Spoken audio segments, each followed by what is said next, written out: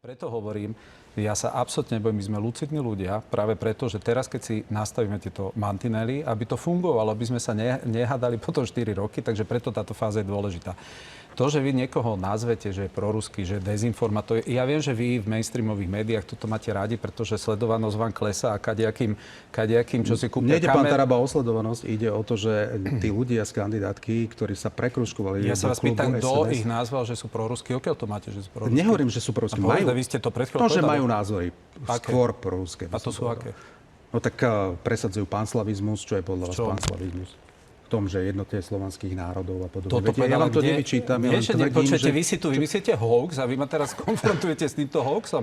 No tak je hoax, že pán Huliak hovoril o tom, že medvede sú používané Bruselom ako biologická zbraň. A čo to je? No len hovorím, že tie názory sú rôznorodé v rámci toho klubu, preto sa vás pýtam, že či už tu hovoríte štvrtú vec, takže povedali ste pán Slavizus, ja sa pýtam, kde Martina Šimkoviča v TV Slovan hovorí, že sa máme zjednotiť s Ruskom. Vy normálne klamete a vy tu... Pán Taraba, skúste si niekedy pozrieť TV Slovan a budete vidieť ten výsledok, ktorý tam je, teda proste... No ja som do TV Slovan možno 30 krát som tam bol, pretože verejnoprávna televízia za 4 roky ma sem nepozvala ani raz. Tak som chodil aj do alternatívnych médií, to, že vy ste si tu pozývali iba svojich kamarátov, napriek tomu, že túto televíziu... Nejde o to, že sme pozývali kamarátov, ale máme taký úzus, že pozývame politikov, ktorí v podstate jednoducho koaličných a opozičných. Vy ste boli nezávislý poslanec. Ja som bol opozičný, hej.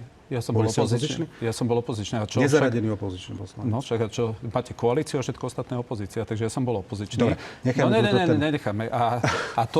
Nenecháme. A to, že ja som patril medzi 4 najvplyvnejších politikov na sociálne siete a vy za 4 roky, napriek tomu, že už bolo jasné, že 70% voličov je na strane opozície, ste si za 4 roky nenašli priestor ma sem pozvať, tak som chodil aj do TV Slovan. A viete, o čom je TV Slovan?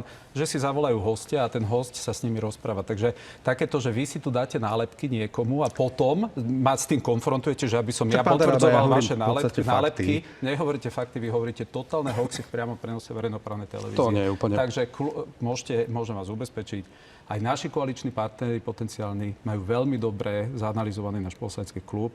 Oni vedia, že nikto nepôjde do opozície si sadnúť pani Kolíkovej alebo neviem ku komu a bojovať proti budúcej vláde.